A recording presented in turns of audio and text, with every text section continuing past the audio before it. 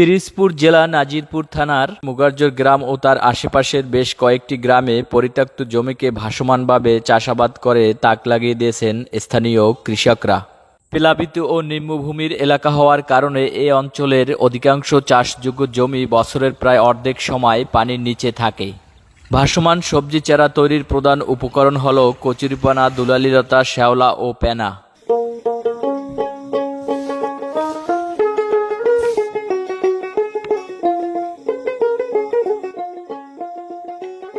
স্থানীয় কৃষকরা দীর্ঘ কয়েক যুগ ধরে পরিত্যক্ত কচুরিপানার ভেলা বা স্থানীয় ভাষায় ধল তৈরি করে প্রায় সব ধরনের সবজি চারা উৎপাদন ও চাষাবাদ করে আসছেন।